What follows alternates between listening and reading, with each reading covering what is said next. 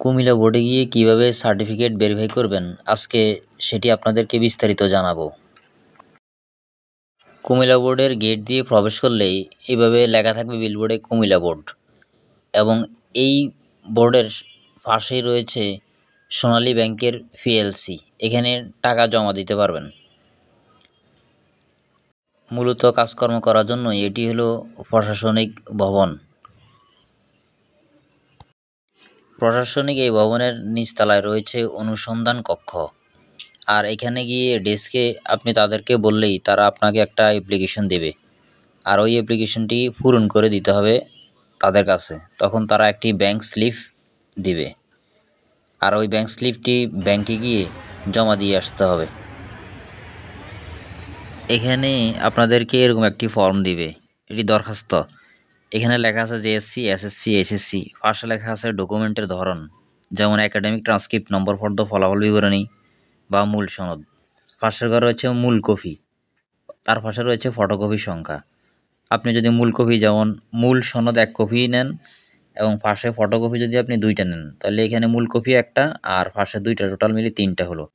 এভাবে SSC, HSC আপনি যতগুলো নেবেন ততগুলোর সংখ্যা যোগ হবে। তার নিচে যে রয়েছে কেন্দ্রের নাম, আপনার পরীক্ষার নামের সাথে জেএসসি, এসএসসি, এইচএসসি সামনে রয়েছে কেন্দ্রের নাম। কেন্দ্রের নামে আপনার মার্কশিট যেটি রয়েছে, মার্কশিটের মধ্যে কেন্দ্রের নামটা দেওয়া রয়েছে, সেন্ট্রাল নেম। ওইখান থেকে সংগ্রহ করে এখানে বসাবেন। আর আপনার JSC, SSC, HSC rule number বসাবেন। আপনি যেগুলোর মার্কশিট নেবেন ওগুলোর রুল নাম্বার বসালেই হবে। তারপর হচ্ছে পাশের সন, কত সালে আপনি পাস করেছেন, জেএসসি, এসএসসি, এইচএসসি ওগুলো বসাবেন। নিচে রয়েছে নাম ও স্বাক্ষর। আগে নিচে নাম লিখবেন, তার উপরে স্বাক্ষর করবেন। তারপর নিচে রয়েছে মোবাইল নাম্বার, আপনার মোবাইল নাম্বারটি দিবেন। শেষে নিচে রয়েছে বিশেষ দ্রষ্টব্য, ফি বাবদ প্রতি মূল কপি বা ফটোকপি 100 টাকা করে সোনালী ব্যাংকের সেবায় জমা করতে হবে। এর পাশেই যে সোনালী ব্যাংকের শাখাটি রয়েছে সেখানে আপনাকে এই ডেস্ক থেকে যেই রসিদটি দিবে সেটি নিয়ে আপনি জমা দিয়ে আসবেন সোনালী ব্যাংকের শাখায়। প্রতিটি কপি ভেরিফাই করার জন্য 100 টাকা করে দিতে হবে। আমি এখানে 6 কপি ভেরিফাই করেছি, তাই 600 টাকা দিতে হয়েছে, সাথে কিছু ব্যাট সহ। ব্যাংকে টাকা জমা দিয়ে আসার পর ব্যাংকের রসিদ এবং অ্যাপ্লিকেশন ফর্ম আর মূল সার্টিফিকেট এবং মূল নম্বরপত্র, সাথে ফটোকপি, যত কপি ফটোকপি করবেন, এই 3টা বিষয় একসাথে জমা দিতে হবে 129 নং কক্ষে হিসাব শাখায়। তারা আপনাকে 20 মিনিট 30 মিনিট সময় দিবে, বলবে 20 মিনিট পরে আসুন।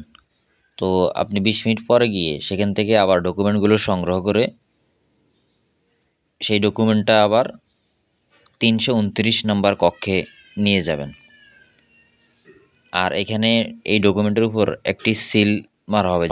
329 নম্বর কক্ষেই মূলত কাজ হবে। তারা সেখান থেকে এটাকে বিভিন্ন কক্ষে পাঠাবে এবং 306 নম্বর কক্ষ থেকে আপনাকে ডকুমেন্টগুলো সংগ্রহ করে নিতে হবে। যদি আপনি 10টার 11টার মধ্যে যান তাহলে যেদিন যাবেন ওই দিনই কাগজগুলো ভেরিফাই করে নিয়ে আসতে পারবেন। অন্যথায় দেরিতে গেলে পরের দিন বা পরবর্তী একটা ডেট দিবে ওই দিন যাওয়ার জন্য। তাই অবশ্যই যারা ভেরিফাই করবেন তারা সকাল 10টা থেকে 11টার ভিতরে যাওয়ার চেষ্টা করবেন।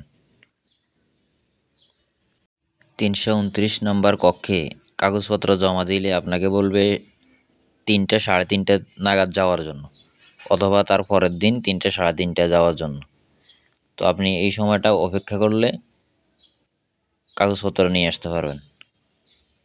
আর দোতলায় এবং 3তলায় বসার জন্য সুন্দর প্লেস রয়েছে, উপরে ফাঁকা আছে, সিট আছে বসার জন্য, ওয়েটিং রুম আছে, ওখানে সুন্দর একটা পরিবেশ আছে, সেখানে অপেক্ষা করতে পারবেন।